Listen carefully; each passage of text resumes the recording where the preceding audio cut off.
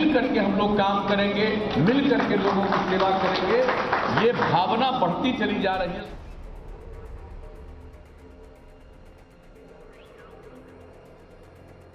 उपेंद्र कुशवाहा की क्या हुई है नीतीश से डील, जानिए किन शर्तों पर हुआ है विलय। कुछ महीने पहले बिहार के विधानसभा चुनाव में अपनी जमानत गंवाने वाले उपेंद्र कुशवाहा और उनकी पार्टी का जेडीयू में विलय कराकर नीतीश कुमार आखिर क्या हासिल कर पाएंगे। सियासी इलाके में इसी सवाल का जवाब तलाशा जा रहा है।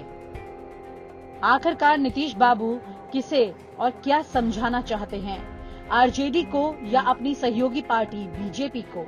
सवाल ये भी पूछा जा रहा है। लेकिन इन सवालों से अलग कोई बात तय है तो वो ये है कि उपेंद्र कुशवाहा मोटी डील करके जेडीयू में शामिल हुए हैं। दूध के जले कुशवाहा ने छाछ भी फूंक फूंक कर पी है। भाई उपेंद्र जी, अब अगर ऐसा सोच रहे हैं और मन में ये बात है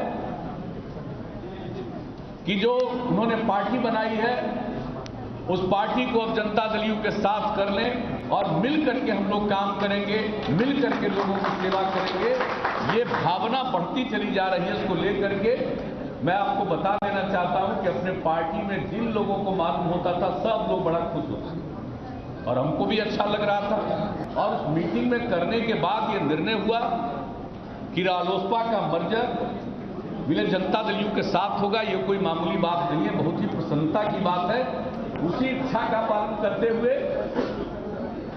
आरसीपी सिंह ने पत्र भेज दिया है राष्ट्रीय अध्यक्ष ने और भाई उपेंद्र कुशवाहा जी को आज ही से और अभी से ये जनता दल यू के राष्ट्रीय संसदीय बोर्ड के अध्यक्ष रहेंगे। आदरणीय बिहार के मुख्यमंत्री जो मेरे भाई, बड़े भाई की तरह हैं, व्यक्तिगत रूप से हमने हमेशा उनका सम्मान किया है। बिहार की जनता ने उनको स्वीकार किया है, एक बार नहीं कई बार। तो अब राष्ट्रीय लोक समता पार्टी का यह काफिला उनके नेतृत्व में बिहार में काम करेगा। इस रूप में राष्ट्रीय लोक समता पार्टी की राष्ट्रीय परिषद का फैसला है कि जनता दल यूनाइटेड के साथ हम लोग मिलकर काम करेंगे। राष्ट्रीय लोक समता पार्टी की पूरी जमात अब जनता दल यूनाइटेड के साथ खड़ी होगी। मतलब राष्ट्रीय लोक समता पार्टी का मिलन अब जनता दल यूनाइटेड के साथ हम सब लोग मिलकर कर लेंगे। दरअसल उपेंद्र कुशवाहा नीतीश बाबू को बहुत अच्छी तरह से जानते हैं। नीतीश की बातों में उन्होंने इससे पहले भी मौके खाए। 2005 में जब बिहार में जेडीयू सत्ता में आई तो कुशवाहा जी को किस कदर नजरअंदाज कर दिया गया था, ये उन्हें आज भी याद है। नीतीश कुमार ने राजद से बुलाकर शिवानंद तिवारी को राज्यसभा भेज दिया था। उपेंद्र कुशवाहा हाथ मलते रह गए थे। सियासी पंडित उस नजारे को भी याद करते हैं जब पटना के एक सरकारी बंगले से उपेंद्र कुशवाहा का सामान सड़क पर फेंकवा दिया गया था। सरकारी बंगले में उपेंद्र कुशवाहा की पत्नी अकेले मौजूद थी, लेकिन अकेली महिला का भी ख्याल नहीं रख के नीतीश सरकार के राज में ही उनका सामान बाहर निकालकर बंगले पर सरकारी ताला मार दिया गया था। नीतीश बाबू से अलग होने के बाद ही उपेंद्र कुशवाहा ने राष्ट्रीय समता पार्टी बनाई थी। वो अपने अस्तित्व को बचाने की लड़ाई लड़ रहे थे कि तभी 2009 का लोकसभा चुनाव आया।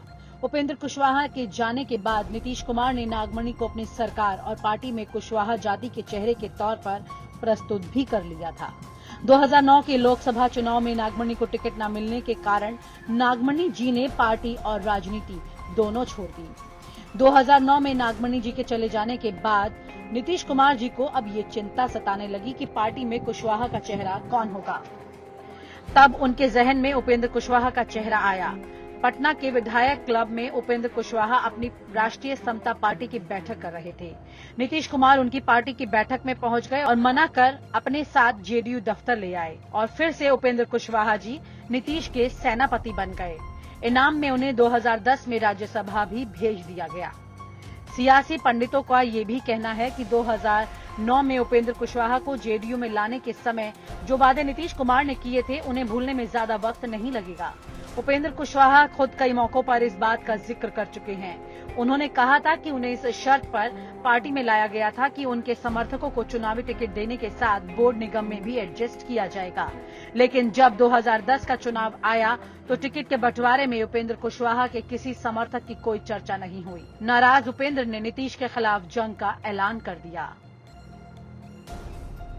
राजगीर में जेडीयू के प्रशिक्षण शिविर में उन्होंने पार्टी नेतृत्व के खिलाफ खुला मोर्चा खोला। उन्होंने मंच से ऐलान किया कि जेडीयू में अगर कार्यकर्ताओं का सम्मान नहीं हुआ तो पहली गाड़ी पकड़कर वो दिल्ली जाएंगे और राज्यसभा की सदस्यता से इस्तीफा दे देंगे। हालांकि उपेंद्र कुशवाहा इस्तीफा देने नहीं गए, लेकिन इस बात से हताहत नीतीश बाबू ने उनकी सदस्यता रद्द करने के लिए राज्यसभा में आवेदन दे दिया। वैसे उपेंद्र कुशवाहा ने 2013 में पार्टी के व्हिप के खिलाफ वोटिंग की। उन्होंने न्यूक्लियर डील के मामले में तत्कालीन मनमोहन सरकार के पक्ष में वोटिंग की। व्हिप उल्लंघन के बाद सदस्यता जानी तय थी, लिहाजा उपेंद्र कुशवाहा ने राज्यसभा से इस्तीफा दे दिया। उसके बाद ही उन्होंने अरुण कुमार के साथ मिलकर राष्ट्रीय लोक समता पार्टी बनाई। नीतीश विरोध के कारण ही उन्हें बीजेपी के नेतृत्व वाले एनडीए में जगह मिली और 2014 में उपेंद्र ने पार्टी के 3 लोकसभा सीटों पर जीत भी हासिल कर ली। उपेंद्र कुशवाहा केंद्र में मंत्री भी बन गए, लेकिन 2017 में नीतीश कुमार फिर से बीजेपी के साथ आ गए। उसके बाद ही एनडीए में उपेंद्र कुशवाहा के बुरे दिन शुरू हो गए। हाल ये हुआ कि 2019 के चुनाव में जब सीटों का बंटवारा हो रहा था तो उपेंद्र कुशवाहा की पार्टी को 1 सीट देने का सिर्फ ऑफर मिला। 2019 के लोकसभा चुनाव के दौरान ही उपेंद्र खुद कह रहे थे कि नीतीश कुमार उन्हें समाप्त कर देना चाहते हैं। नीतीश ने ही बीजेपी को बाध्य कर दिया कि उपेंद्र कुशवाहा को 1 ही सीट मिले, ज्यादा नहीं। मजबूरन उपेंद्र आरजेडी के पाले में चले गए। लोकसभा चुनाव में उन्हें महागठबंधन में 5 सीटें मिली। हालांकि सारी सीटों पर उनकी पार्टी चुनाव भी हार गई। उस हार का असर ये हुआ कि 2020 के विधानसभा चुनाव में आरजेडी ने उनका कोई नोटिस ही नहीं लिया। मजबूरन उपेंद्र कुशवाहा को बसपा और ओवैसी के साथ गठबंधन करना पड़ा। कुशवाहा की पार्टी 99 सीटों पर चुनाव लड़ी, जिसमें से 94 सीटों पर उनकी करारी हार भी हुई। जीतने की बात तो दूर, उनका कोई भी प्रत्याशी इन सीटों में दूसरे स्थान पर भी नहीं रहा। दरअसल 2020 के विधानसभा चुनाव को लेकर विश्लेषण करने वाले लोग चिराग पासवान की पार्टी को नीतीश की हार का बड़ा कारण बताते हैं, लेकिन उपेंद्र को भूल जाते हैं। बिहार विधानसभा चुनाव में 19 सीटें ऐसी रही जहां उपेंद्र की पार्टी या गठबंधन को जितना वोट मिला उससे कम वोट से नीतीश कुमार की पार्टी चुनाव हारी।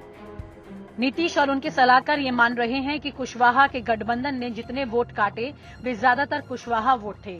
अगर कुशवाहा वोटों का बंटवारा नहीं होता तो जेडीयू 19 सीटों पर और जीत सकती थी। दरअसल बिहार की सत्ता पर नीतीश जिस आधार वोट के सहारे काबिज हुए उसे लव कुश समीकरण कहा जाता है। लव यानी कुर्मी और कुश मतलब कुशवाहा। और आप हमसे जुड़े रहने के लिए सब्सक्राइब करें YouTube पर, फॉलो करें Twitter पर और लाइक करें Facebook पर। और ज्यादा जानकारी के लिए न्यूज नशा की वेबसाइट पर जाएं। आपको टाइप करना होगा सिर्फ न्यूज नशा।